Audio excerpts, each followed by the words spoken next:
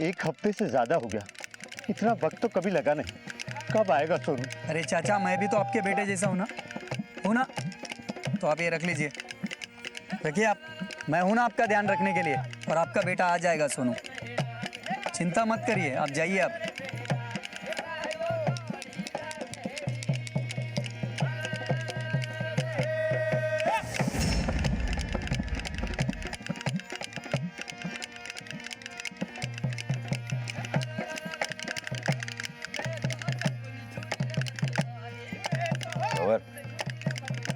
ये तीनों बैग जल्द से जल्द मुंबई पहुंचाने, अर्जेंट डिलीवरी है। हो जाएगा भाई।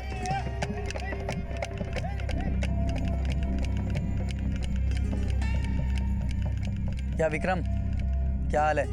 गणी खम्बा सरकार, मैं ठीक हूँ। ये ले, ये तेरे खर्चे के लिए, और ये नंबर का पता है ना तुझे क्या करना है, और ये सामान कहाँ भेजना है। चलो निकलो। और सुन, पिछली बार गलती किया था तुम लोगों ने, इस बार अगर गलती हुई ना तो तुम लोग में से कोई भी नहीं बचेगा। चल निकलो।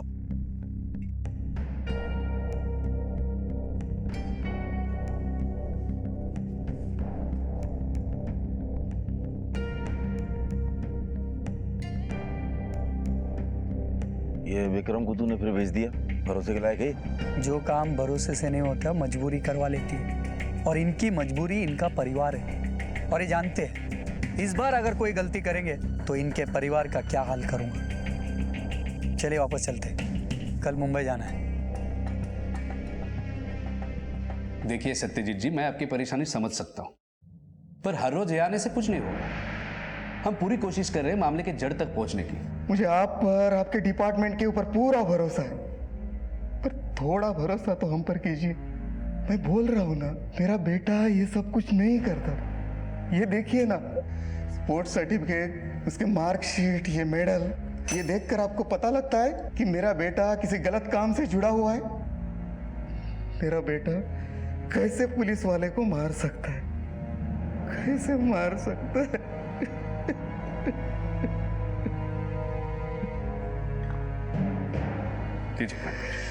लीजिए लीजिए।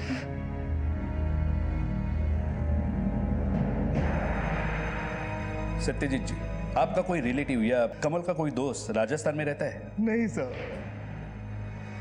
राजस्थान से हमारा कोई लेना देना नहीं है।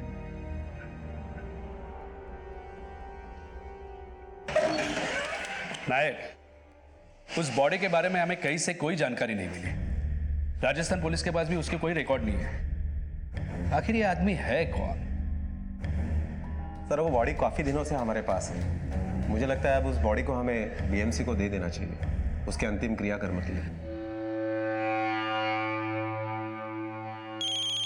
एक मिनट सर। हाँ पिंट्या बोल। साहब, तड़ी पार होएला आदमी अगर तड़ी को पार करके वापस आ जाएगा तो क्या होएगा? साफ साफ बता, खबर क्या है? अरे साहब, काहे को चाय से ज्यादा केटली गरम कर रहे हो?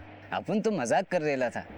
वो भंवर है ना साहब? स्मगलर भंवर जो तड़ी पार हुआ था? हाँ साहब, वही वापिस आ गेला है।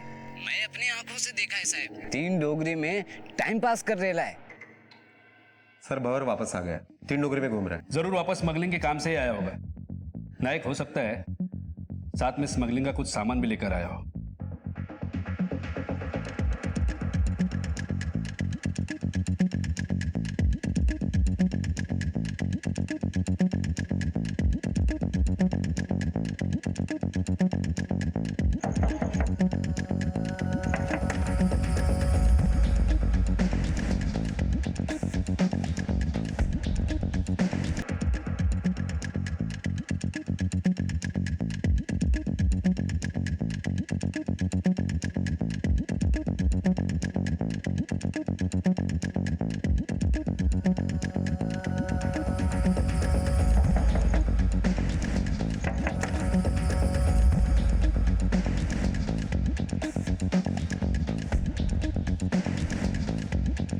अजमल भाई, यहाँ एकदम सेफ है, एकदम सेफ।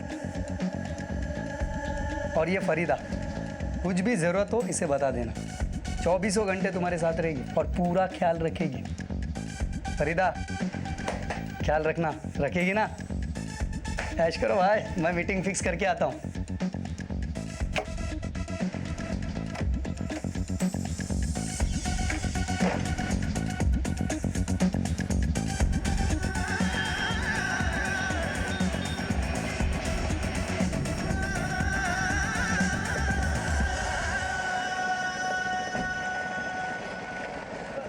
अरे हाँ, हाथ पैर सलामत है फिर भी भीख मांगता है? यार अंदर हट। कैसे इतनी जोर से गर्दन पे मारा कि गर्दन ही तोड़ दिया। ए पिंटू, अब ये गर्दन का छोड़ और जुबान खोल। भंवर के बारे में क्या जानता है? वो 3 नंबर डोगरी में 6 नंबर गली में सुट्टा मारता था। उसके साथ एक आदमी भी था। कुछ मालूम है? गड़बड़ क्या है? अरे साहेब, वो भंवर है भंवर। मैं उसके बारे में मालूम किया ना तो आप लोगों को कभी मेरे बारे में मालूम नहीं चलेगा। गाड़ी थामो। ये ले, निकल अभी।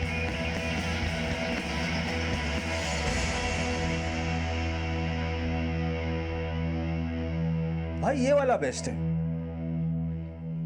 पैक कर दो।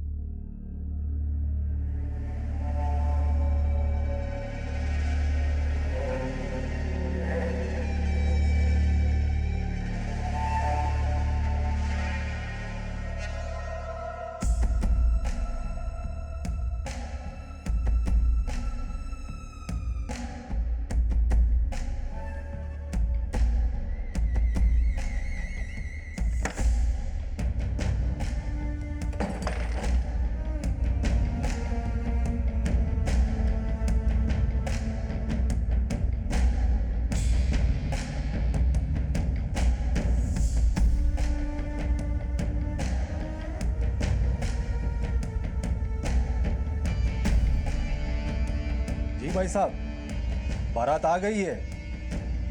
जी साहब, खाना आते ही बारातियों को भोजन करा देंगे। ओके भाई साहब।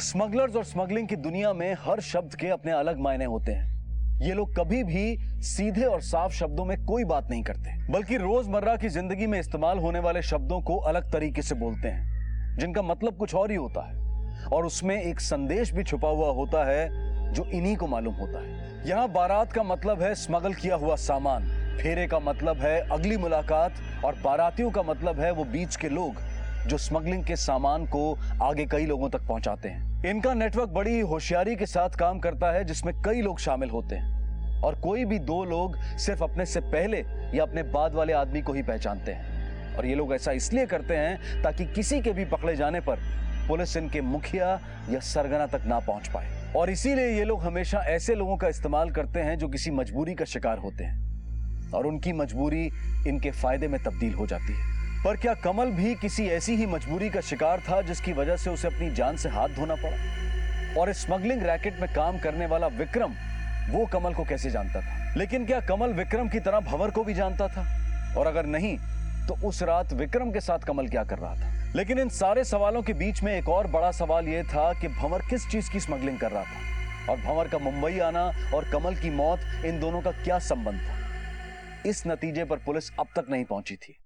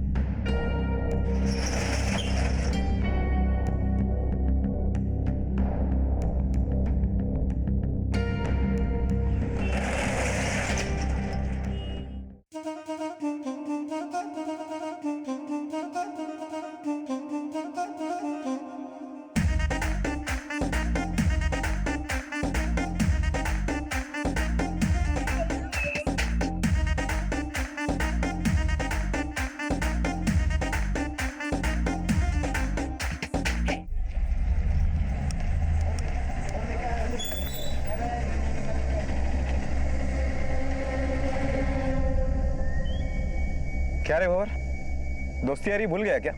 जब भी मुंबई आता है बगैर मिले कभी जाता नहीं है। इस समय मुंबई आया, मिलने को भी नहीं आया। हमारी दोस्ती पसंद नहीं है तुझे? साहब ने मिलने के लिए बुलाया तुझे। चलने का अभी चल।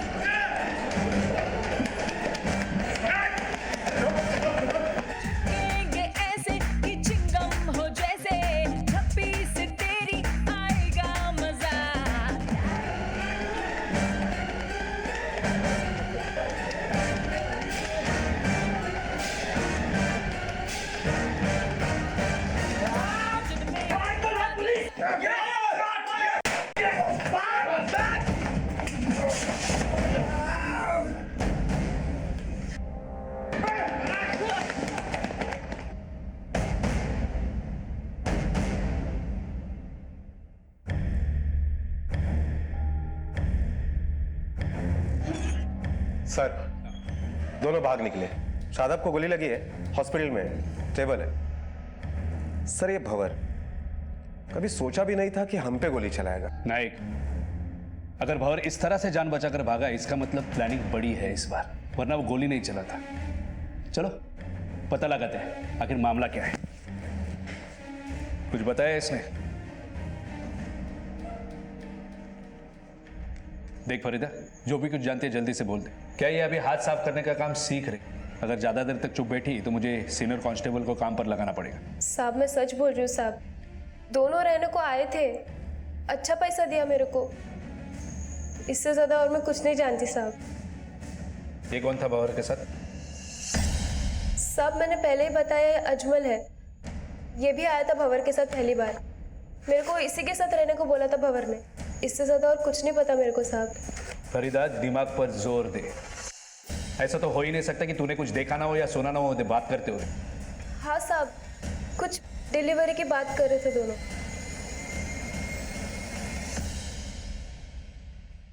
सर रिपोर्ट मिळाला। हाँ, कांस्टेबल शादाब पर जिस गन से गोली चली थी वो P7 M13 थी। कमल के साथ जो लड़का था उसके पास भी P7 M13 गन थी, जर्मन पिस्तौल।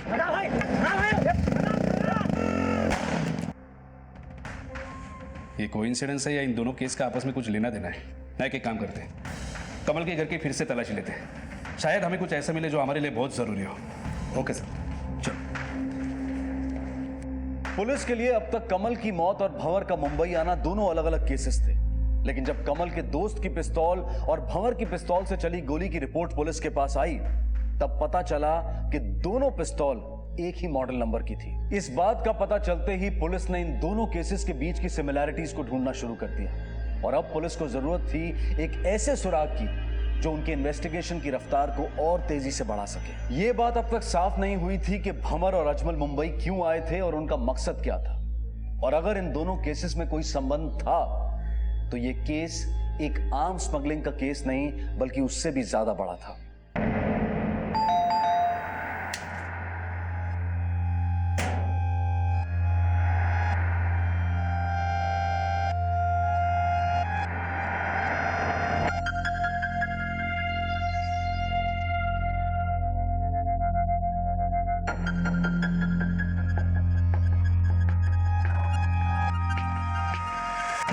सर कुछ तो मालूम पड़ा होगा आपको, इसके लिए तो हमारे घर की तलाशी ले रहे। बताइए सर, कुछ तो बताइए, मेरे बेटे ने कुछ किया था क्या? देखिए सत्यजीत जी, अभी कुछ बता पाना मुश्किल है, हमारी छानबीन चल रही है।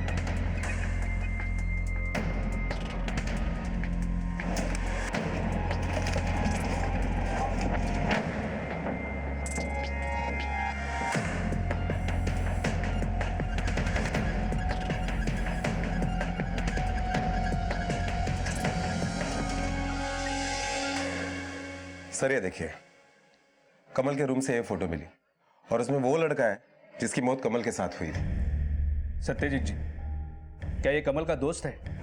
अरे सर 2 महीने पुरानी फोटो है, जब मेरा बेटा राजस्थान गया था अपनी कॉलेज की ट्रिप पर। लेकिन हमने जब आपसे पूछा था कि कमल का कोई राजस्थान कनेक्शन है या नहीं, तब आपने ये बात क्यों नहीं बताई? साहब उस वक्त हम बहुत परेशान थे, इस वजह से हमारे दिमाग से वो बात निकल गई, वरना मैं बता देता। लेकिन सर ट्रिप तो 2 दिन का ही था।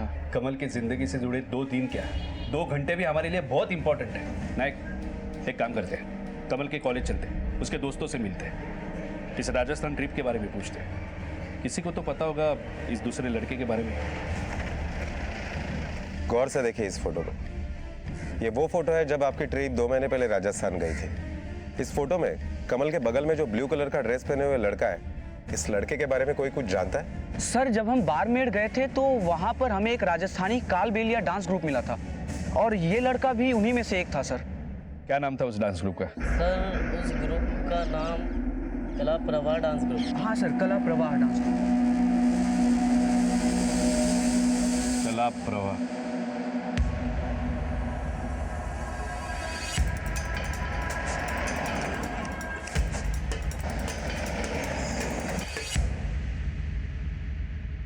तुम लोग करते क्या हो?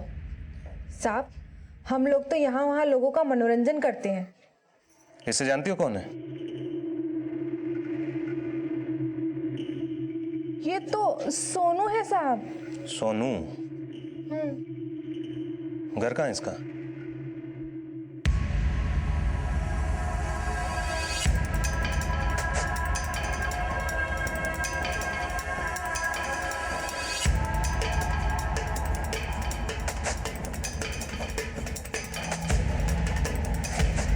क्या सोनू का घर है?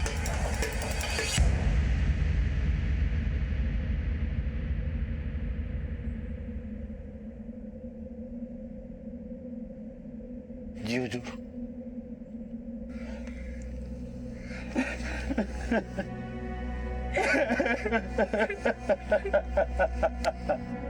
साहब कभी 1 हफ्ते से ज्यादा नहीं लगता था, पर इस बार 1 हफ्ते से ज्यादा वक्त लगा। तो मैं भंवर के पास गया और मैंने उससे पूछा, तो उसने कहा चिंता मत करो चाचा, तुम्हारा सोनू जल्दी वापस आ जाएगा। पर देखिए ना साहब, सोनू नहीं बल्कि उसकी खबर वापस आई है। अच्छा मुझे एक बात बताओ, कभी सोनू ने आपसे ये नहीं कहा कि भंवर उनसे क्या लाने और ले जाने के लिए कहता था?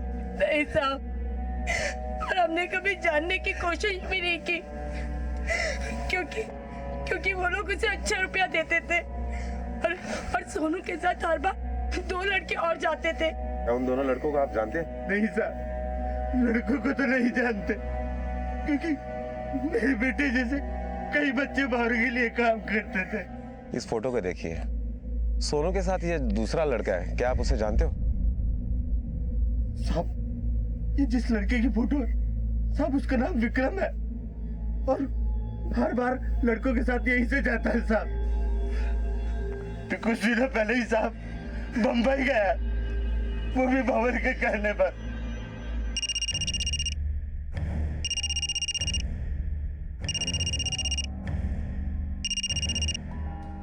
हाँ बोलो नाइक। सर यहाँ आने के बाद एक बात पता चली है कि कमल के साथ जिस लड़के की मौत हुई उसका नाम सोनू है। उसके पिताजी के साथ बात करने के बाद यह भी पता चला है कि सोनू के साथ कुछ दिन पहले 2 लड़के मुंबई गए थे और उसमें से एक का नाम विक्रम था। ये बात मुझे फोटो दिखाने के बाद पता चली। और हाँ सर, अभी कुछ ही दिनों पहले विक्रम के साथ भंवर ने 2 लड़कों को फिर से मुंबई भेजा। ये जरूर स्मगलिंग का सामान होगा नायक। एक काम करते हैं, इस विक्रम की फोटो मुंबई में चारों तरफ फैला देते हैं। ये विक्रम कहीं ना कहीं से जरूर हाथ लगेगा। अब इस केस से जुड़े कई पहलू पुलिस के सामने थे। भंवर का राजस्थान से स्मगलिंग करना, विक्रम जैसे लड़कों का इस काम के लिए इस्तेमाल करना और स्मगलिंग का माल मुंबई पहुंचाना। लेकिन 3 सवाल अब भी पुलिस के सामने थे। पहला, कमल इस केस में कैसे शामिल था? दूसरा, अजमल भंवर के साथ मुंबई क्यों आया था? और तीसरा, भंवर और अजमल किस चीज की तस्करी कर रहे थे? और इन सवालों के जवाब के लिए भंवर और अजमल या विक्रम और उसके साथ आए लड़कों का पकड़े जाना बेहद जरूरी था, जो इस वक्त मुंबई में ही कहीं रुके हुए थे। अरे विक्रम, साला इतनी दूर आए, इतना काम किया, कुछ तो बनता है यार। और क्या चाहिए, इतने पैसे तो मिले ना। अच्छा सुनना, सुना है मुंबई की सांभ बड़ी रंगीन होती है और वहां ले चलना जहाँ। पागल हो गए हो क्या? कल सुबह निकलना है यहाँ से, पीवी के कोई तमाशा नहीं चाहिए।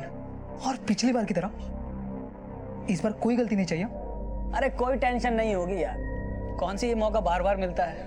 अरे सिर्फ आँख ही तो सेकनी है। हाँ चल ना।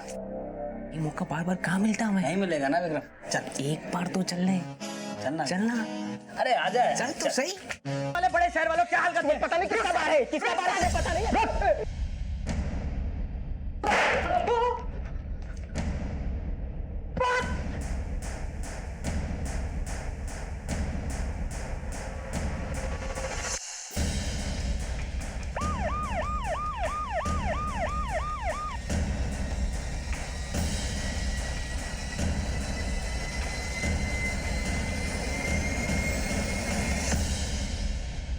कौन है यहाँ का मैनेजर? जी मैं हूँ सर। किसने मारा इसे? 3 लड़के थे सर, पता नहीं कहाँ से आए थे। सीसीटीवी फुटेज है ना तुम्हारे पास? सर सीसीटीवी फुटेज तो देख, नाटक मत कर। तुम्हारे पास क्या है और क्या नहीं है सब पता है हमें। चल दिखा।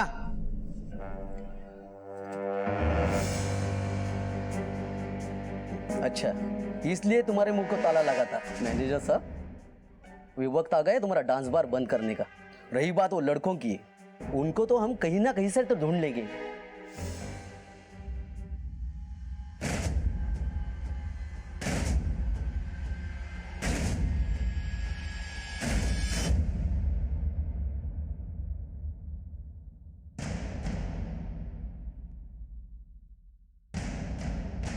Sir 1 minute.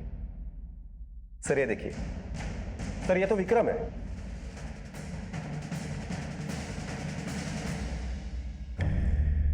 मैनेजर के पास से जो नोट हम लोग ने कलेक्ट किए थे, विक्रम और उसके साथियों ने बतौर टिप्स में दिए थे। उसमें से एक नोट पर ये नंबर मिला है सर, 328746। और सोनू के पास जो 500 रुपए का नोट मिला था, उस पर भी कुछ ऐसा ही नंबर है। ये देखिए सर, हो ना हो, इन दोनों नंबर में जरूर कुछ ना कुछ तो कनेक्शन है। इन नोटों के नंबर का आपस में कनेक्शन जरूर है। नाइक, एक काम करो, जल्दी से जल्दी एक टीम तैयार करो। ये लड़के भंवर, अजमल कुछ बड़ा प्लान कर रहे हैं। इनके सबके तार आपस में जुड़े हुए हैं, हमें इन्हें किसी भी तरह रोकना होगा। Okay sir.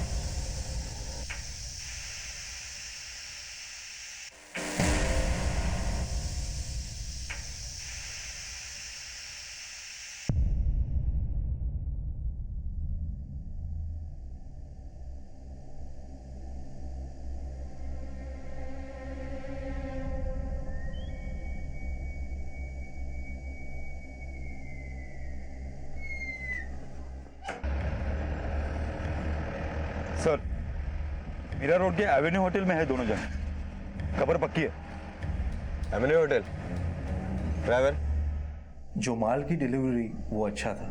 खबर मिली कि साहब को भी बहुत पसंद आया। हम लोग आपसे धंधा करना चाहते हैं, पर एक प्रॉब्लम है। प्रॉब्लम क्या है? आप दोनों का नाम पुलिस के रडार पे है और ये हमारे लिए खतरा साबित हो सकता है। Avenue hotel. ड्राइवर? जो माल की डिलीवरी वो अच्छा था। खबर मिली कि साहब को भी बहुत पसंद आया। हम लोग आपसे धंधा करना चाहते हैं, पर एक प्रॉब्लम है। प्रॉब्लम क्या है? आप दोनों का नाम पुलिस के रडार पे है और ये हमारे लिए खतरा साबित हो सकता है।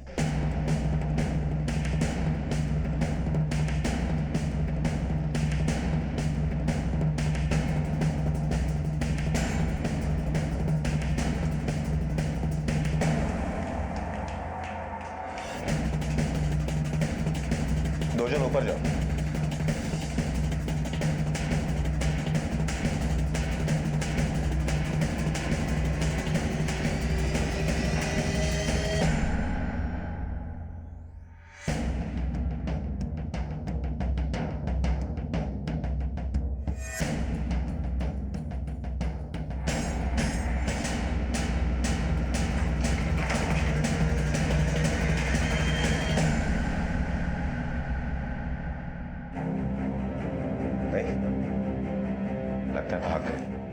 साहब साहब साहब, वो लड़की थी, वही रूम में थी। ए रुक।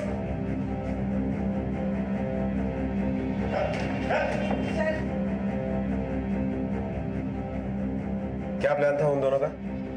साहब सच में हमें कुछ नहीं पता साहब, हमें तो कमरे से बाहर भेज दिया था। अगर हमें कुछ पता होता तो हम पक्का से आपको बता देते साहब। मतलब तुम्हारे सामने कुछ बात नहीं हुई? साहब एक आदमी आया था अजमल और भबार से मिलने के लिए, इसलिए हम दोनों को बाहर भेज दिया।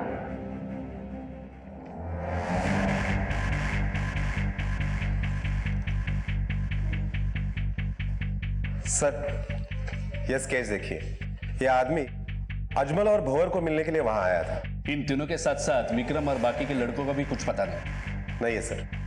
नहीं, मुझे नहीं लगता हमारी इतनी कोशिशों को देख ये लोग अभी भी मुंबई में होंगे। जरूर ये सारे के सारे राजस्थान भाग चुके हैं। नाइक, राजस्थान जाने की तैयारी करो। Okay sir.